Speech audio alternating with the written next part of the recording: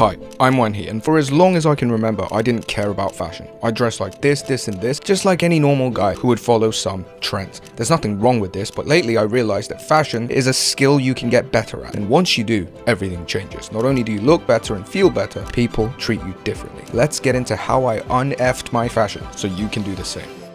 The first thing that I realized is to focus on less stuff, less items in your closet, less colors, less materials, less designs, less fits. Most people go through their life collecting random garments of clothing that pertain to different trends and different times and different styles. By the time you're in your teenage years, or maybe in your university years, or in your work life, you've gathered just all manner of clothing and you have no idea how to fit them together. Some people spend a lot of time thinking like, oh, what should I wear with this? What should I wear with that? Tomorrow, I'm gonna wear this with this. If you're doing all of that, then fine, you do that. I don't want to do that too much. The more stuff you have in your closet, the more combinations are possible, the more you have to think and waste time thinking, what do I need to do? So if you minimalize your closet by getting only a few items, only few colors, only few fits and designs, and stick to the basics, then this is the first step for the average Joe Schmo like you to dress well without trying. Next, timeless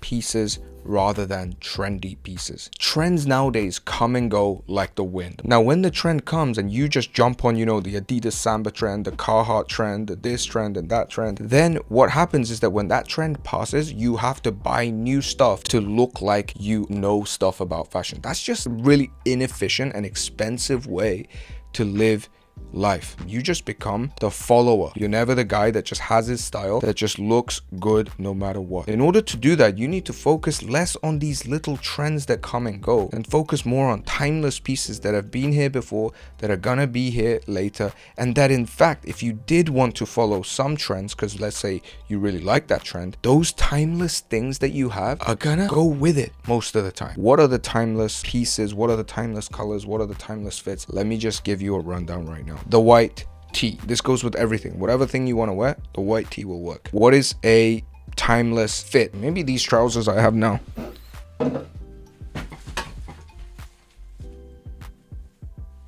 Not super wide, not super skinny, just a normal tapered fit, regular fit, straight fit. You can go for a more wider fit, looser fit if that's in trend, but none of this huge balloon super wide fit, none of this tight ass skinny fit with rips in it. All of that are trends. Just go with what was here 30, 40 years ago, what's probably going to be here 30, 40 years from now. We're talking whites, blacks, navy, khaki, brown, beige, gray. Shop these colors first. We're talking straight fit, relaxed fit, tapered fit. Shop these fits first. We're talking simple tees, Oxford shirts, derbies, sneakers, all white sneakers, all black sneakers, gray sneakers maybe, Chelsea boots, Oxford shoes if you like formal wear, slacks, blazers, sports jackets. These are some very, very key items that are gonna just work. Focus on these timeless things rather than trendy things. Next is to actually make use of secondhand vintage clothing, or thrifting. I think that's what they call it now. The reason for this is because clothes that have been worn have their own sense of beauty. Like, it looks better because they've been worn a lot. Have you ever seen like leather shoes that's been worn a lot and the shoe has all this wear and tear and it kind of looks cool because it has stories behind it? I got this like worn out leather from my battle in Iraq or whatever. Of course, maybe you don't have those stories, but it looks like that. That's why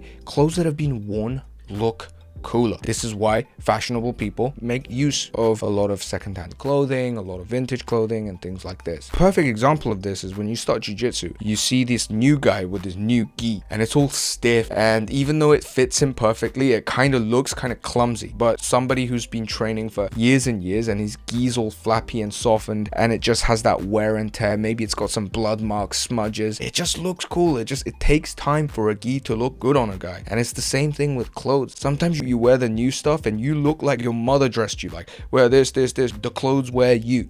But for you to look good in it, you got to wear the hell out of it and kind of let it mold to your body. That applies to shoes, applies to leather jackets, applies to everything. Caps. Try to shop secondhand vintage, maybe get clothes from your grandpa or something and work those into your style. Stay in those timeless colors and fits, and that's another way to elevate your style instantly. Next is to seek what I call balance. This is a little tricky to explain, because what does it mean for your look to be balanced? I had to think a little bit about this. Let's think about what's not balanced. If you just dress all in like super bright colors, sometimes you look at yourself in the mirror and you're like, why am I so optimistic about life? Why do I look so excited like I'm a fairy in a mermaid movie? Like, it just looks too happy and light. Maybe you wear just some very big design on your shirt because you thought it was cool and it has the cool thing that you liked on it, and then you stand in front of the mirror and you're like, whoa, like I'm just screaming out here. Like, there's a sense in which there's too much of something. How do you actually bring balance? There's two key ways. One is with the color and the tone, and the other is what I call threading. To balance color, you got to think about toning up and toning down. If the outfit's just completely just dark, muted, it's nice to give it a little tone up, a little light touch of color. Maybe a white t-shirt inside, maybe like white socks, maybe some brighter color sneakers. It gives that little pop to your outfit, and the darker color is balanced by the light color. If you're generally dressing a lot of bright colors, it's nice to tone it down with darker colors, which brings that balance and you don't look like you're gonna fly off the page. And a really good way to do this, pro tip, is to use caps or hats and shoes as a way to contain your body. If you're bright all over in your body, if you wear like black shoes and black hat, it's gonna contain you. The next idea of how to bring balance is this, another pro tip, which is to have a common threading color throughout your outfit. What does that mean? It means there's gonna be some colors that happen to exist in lots of different items throughout your clothing. So let's say the threading color is black,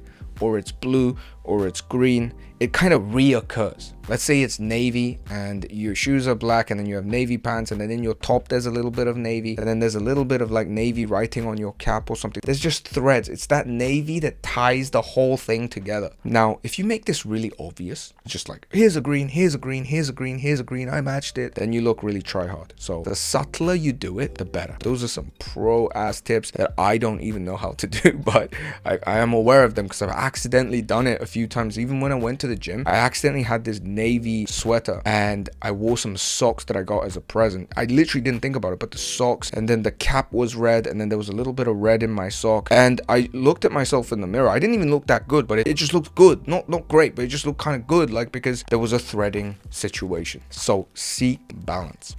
The next is to nail your fit and silhouette. This is more difficult than it sounds, right? So because people always say, oh, clothes always look good when they fit right, and it's not true, because there's a lot of other things that we just talked about, right, that are going to impact how you look. So how do you find the right fit? This comes from trial and error and practice. I still don't know whether a lot of clothes fit me well, and there's different kinds of fits and silhouettes. There's like an O-shaped silhouette, an A-shaped silhouette, a V-shaped, I-shaped. It's just going to confuse you. Don't get caught up in all of that. Just think in terms of tighter fitting, looser fitting, and just more relaxed style. For most of you watching this that aren't like super trendy, I would say go for just normal fitting, well fitting, normal fitting, or slightly loose fitting clothing and silhouettes. What does that mean for your top? It means like maybe like this, like the shoulder seam isn't too high up on your shoulder, because that's going to look really tight. But if you have this drop shoulder where this like shoulder seam is like on the side of your shoulder, that's a good sign that it's more of a loose, elegant, graceful silhouette. It looks better on most people. Now, if you go too oversized, then you're entering another territory which can look good, but the best thing for you to do is to try these different fits and see which one works well. Maybe go on Pinterest, maybe look at some other people that have similar body types to you and try to copy their silhouette and see if it works. Understand that if you mess it up and you cringe out, that's completely fine. Everyone goes through that phase. Just have fun with it. Don't care too much about this kind of stuff anyway. The next is to focus on the subtler, finer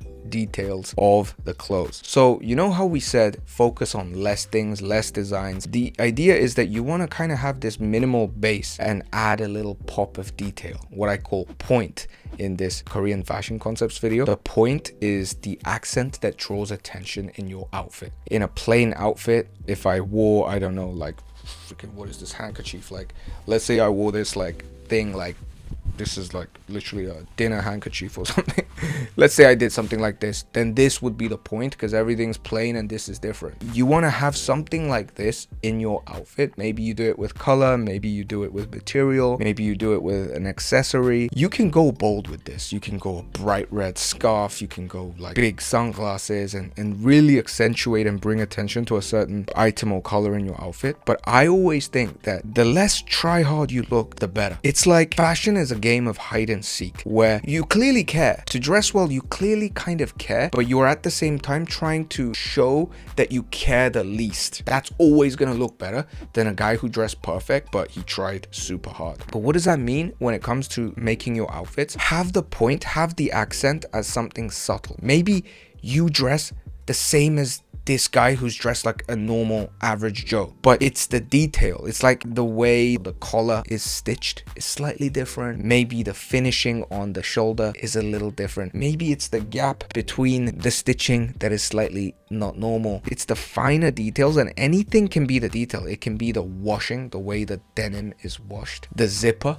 that is different. Even the dumbest white tee could be the detail that shines in an outfit that is all black except the white. Think, how can I make the subtlest change? Because that's the way to look the least try hard. Next is to learn a little bit more about fashion and the history behind fashion. Now, I don't really have a big understanding of fashion or fashion history, but since I took a bigger interest in it, like American casual and like city boy and Japanese fashion history, and when you wear derbies and Oxfords, and you know, like all this like fashion terms, I'm not saying go study it, because maybe that's not your interest, but the more you understand about something, the more you take an interest in something, the better you get at it. So when I started taking interest in jiu-jitsu and I started watching like jiu-jitsu videos, learning about like, oh, okay, this is the half butterfly, this is how you do the John Wayne sweep, this is how you do the overhook. You have these terms and terminologies of that craft, and the more you learn, the more you take interest in it and learn about the history, it's never gonna make you worse, it's always gonna make you better. People that really dress well, they usually know quite a bit about not necessarily fashion history, but about brands, about, you know, just different things in that field. So learn a little bit about it. I think a good place to start would be like Japanese style stuff, maybe military wear, formal wear, whatever you're into. That's gonna make you better dressed for sure, and it's definitely made me better dressed since I took an interest. Next, the final point is to work on building your body and your personality, because that matters way more than the fabric that covers it. Now let me prove it to you. When you see a mannequin that's dressed perfectly by the perfect stylist, does he look amazing? Does he have sauce? Does he have aura? Do you want to wear that because it looks amazing? No, you just look at it and you're like, that's nice. That's the most you'll go. That's nice. You don't think like, wow, that looks great, because it's not human. It doesn't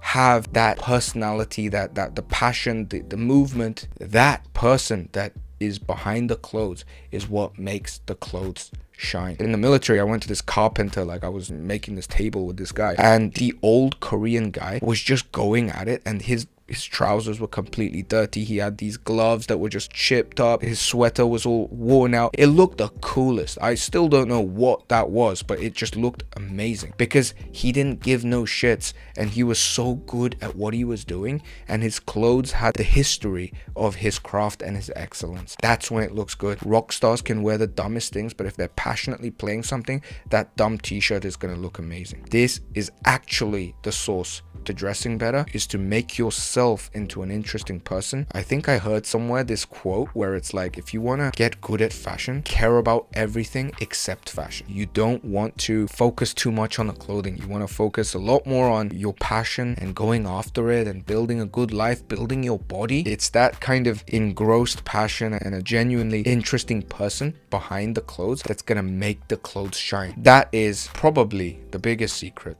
to dressing better. And that's it. Those are the 8 tips that actually helped me elevate my style. I hope this helped. I hope you share it with somebody that can be helped by it as well. Leave me some comments, any questions, any other topics that you want me to cover, and I'll see you next week.